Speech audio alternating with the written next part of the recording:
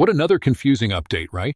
You open up the notice. You hear about a new payment schedule for April 2026, maybe even a slightly higher number on paper, but when the bills hit, when Medicare comes out, when groceries get paid, it feels like nothing really changed.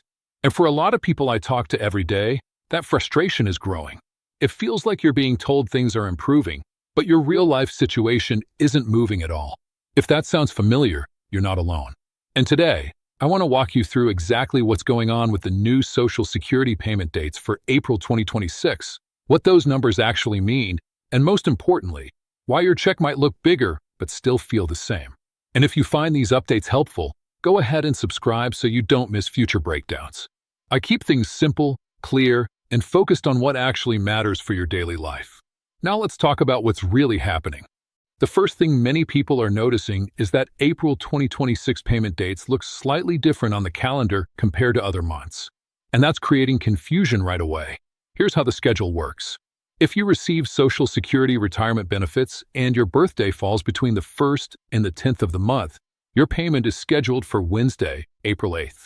If your birthday falls between the 11th and the 20th, your payment is scheduled for Wednesday, April 15th. And if your birthday falls between the 21st and the 31st, your payment is scheduled for Wednesday, April 22nd. Now, if you receive Supplemental Security Income, SSI, that payment is scheduled for April 1st. And for those who started receiving benefits before May 1997, or who received both SSI and Social Security, your Social Security payment typically comes on April 3rd. At first glance, this all looks normal. But here's where many people get confused. Some months shift slightly because of weekends or holidays. April 2026 doesn't have a major holiday affecting payments, but the way the Wednesdays fall in the month can make it feel like your money is coming later than expected. This is where many people start worrying. They think something is delayed. They think something is wrong with their account. But in most cases, it's just the structure of the calendar. Here's what this means for you. If your payment date is later in the month, like April 22nd, that can create a longer gap between your March and April deposits. And that gap can feel stressful, especially if you're budgeting week to week. Let me give you a real example. John from Ohio usually receives his payment on the 3rd Wednesday of the month. In March, that felt fine. But in April, because of how the dates fall, it feels like he's waiting longer. His bills didn't move, but his perception of timing did. And that's enough to create pressure. Now let's talk about the second issue. And this is the one people are really feeling. The benefit amount.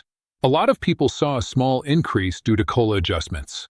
On paper, maybe your check went up by 2 to 3%. For some, that's an extra $30 to $60 a month. Sounds helpful, right? But then reality kicks in. Medicare Part B premiums often increase. Prescription drug costs shift. Utility bills rise. Food prices don't come down. So that extra $40 disappears before you even notice it. This is why so many people are saying the same thing. My check looks bigger, but my situation is exactly the same. And honestly, that's not your imagination. Let me explain why this happens. COLA, or cost of living adjustment, is based on inflation data from the previous year, but it doesn't always match your personal expenses. For example, healthcare costs for seniors often rise faster than general inflation. So even if COLA gives you a small boost, your actual cost of living might be increasing more quickly. This creates a gap, and that gap is what you're feeling every month. Now let's go a little deeper into how this affects your April payment specifically. When your April deposit arrives, the gross amount may look slightly higher than last year. But after Medicare deductions, you may only see a small net increase. In some cases, it might even feel like there's no increase at all. That's because Medicare Part B premiums are automatically deducted from your Social Security check. So if your premium went up by, say, $10, and your COLA increase gave you $40, your real gain is only $30. And that's before any other expenses. This is where many people get discouraged. They think something is wrong with their benefits. But the truth is, the system is working the way it's designed. It's just not keeping up with real-world costs the way people need it to. Now let's talk about something else that's happening behind the scenes. Processing delays. Even though the official payment dates are set, sometimes deposits can show up later in the day, or even the next day, depending on your bank. This is especially true if you're using a smaller bank or credit union. Here's something important to remember. The Social Security Administration sends the payment on the scheduled date, but your bank controls when it becomes available in your account. So if you don't see your deposit first thing in the morning, that doesn't necessarily mean there's a problem. Give it a few hours. Sometimes it shows up in the afternoon, sometimes overnight. But if the entire day passes and there's still nothing there, then it's time to check a few things. First, confirm your payment date based on your birthday group. Second, check your bank account history to make sure the deposit didn't come in under a different description. Third, if needed, contact your bank before calling Social Security. Many times, the bank can see pending deposits that haven't posted yet. Now let's shift into something practical. What can you actually do to make this situation easier? Because I know hearing explanations is helpful, but what really matters is what you can do next. The first step is to align your bill schedule with your payment date as much as possible. If your payment comes on April 15th, but your biggest bills are due on the 10th, that creates unnecessary stress. You can often call your service providers and request a due date change. Many companies allow this, especially for seniors. Even moving a bill by 5 days can make a big difference.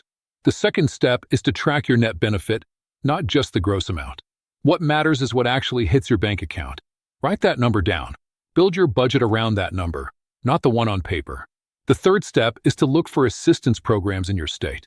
Many people don't realize they may qualify for help with utilities, food, or prescription costs. For example, programs like SNAP can provide monthly food assistance.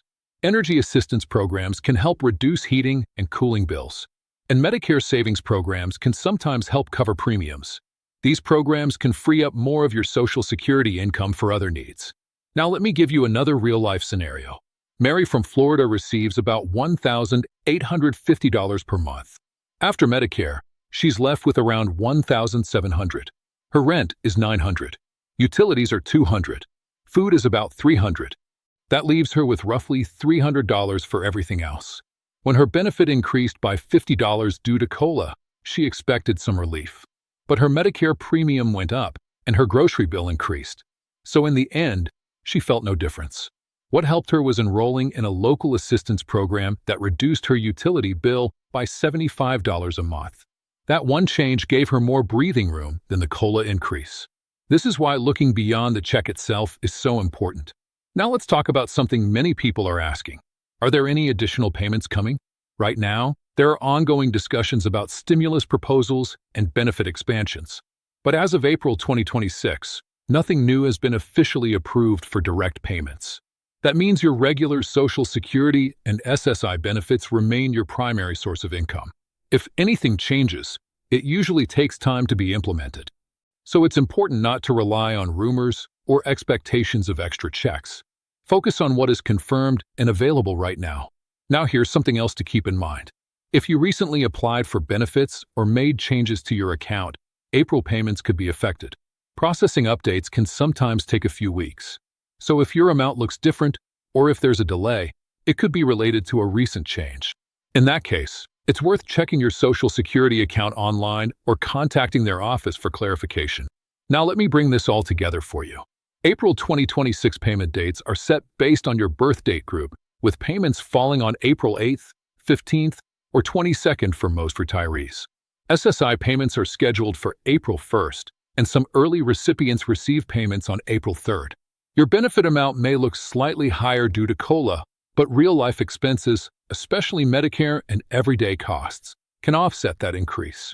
Delays are usually related to banking timing, not the Social Security system itself. And the most important thing you can do is adjust your budget, align your bills, and explore additional assistance options.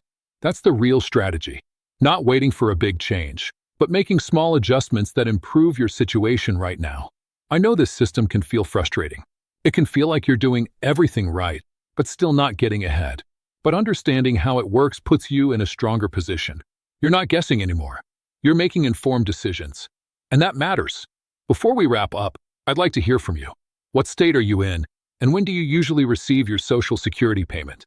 Have you noticed that your check feels the same, even with a small increase? Share your experience. It helps others see they're not alone, and it helps us all understand what's really happening out there. At the end of the day, the goal is simple. Make sure your money arrives on time. Make sure you understand where it's going. And make sure you're using every available option to stretch it as far as possible. You've earned these benefits. Now it's about making them work for you in the best way possible.